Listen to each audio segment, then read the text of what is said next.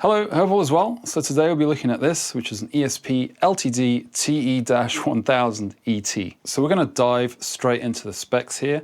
So this is the Telecaster style guitar. It has the Evertune bridge.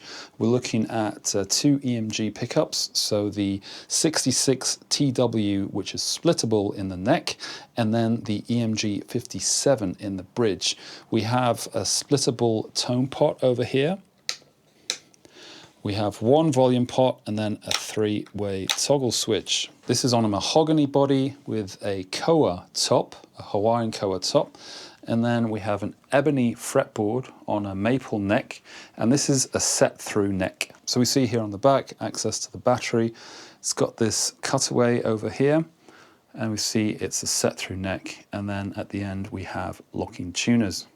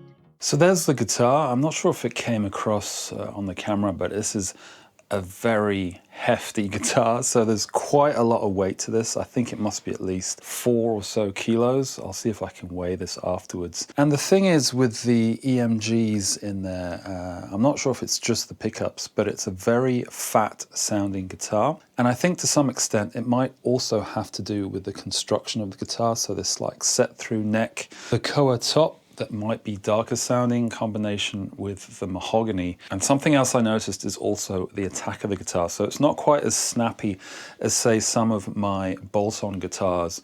And although you can kind of get that vibe with the neck pickup when it's split, To get the most out of it, I have to pick really quite hard to get that kind of snappy thing to it. And the thing is, I just get the impression that there's maybe this kind of like slower attack because it's fatter sounding, but that just might be me. So one quick thing to note is this upper fret access. You have got this cutaway here.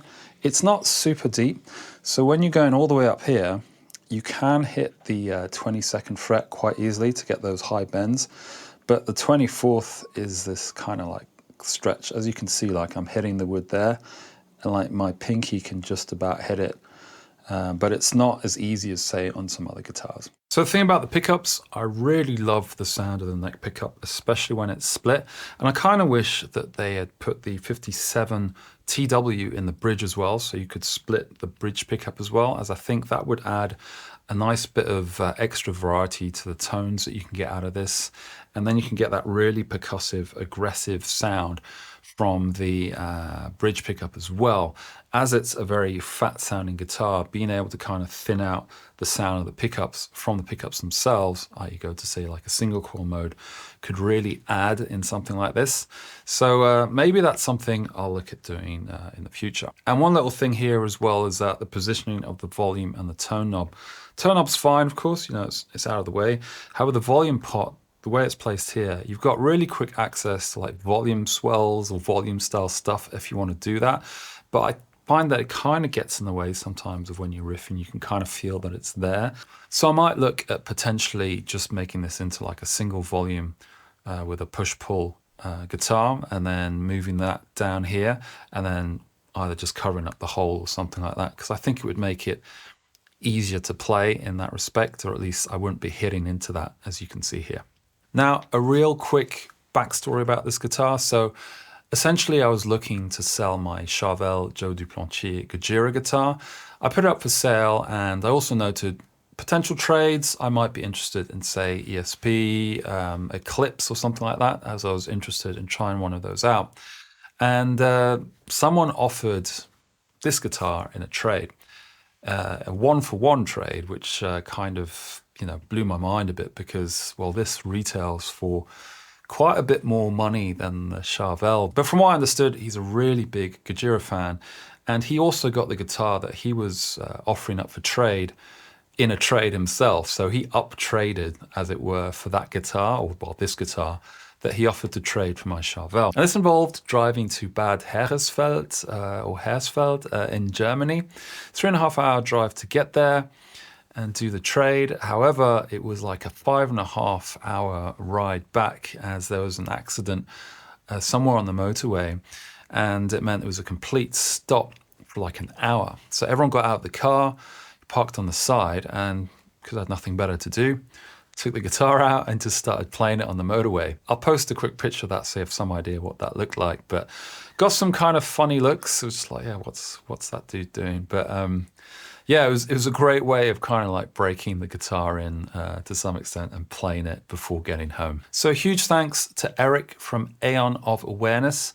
It's a melodic death metal band from Germany.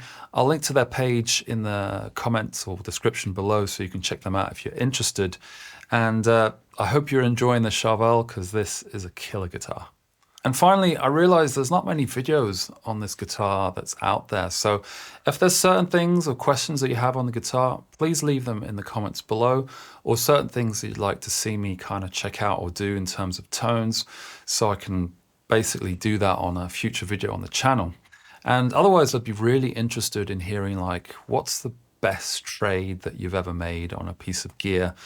You know, an amp, cab, guitar, pedal, or something like that. I'd be curious to hear what kind of stories you have. In any case, thanks a lot for watching, and I hope to see you in the next video. Take care.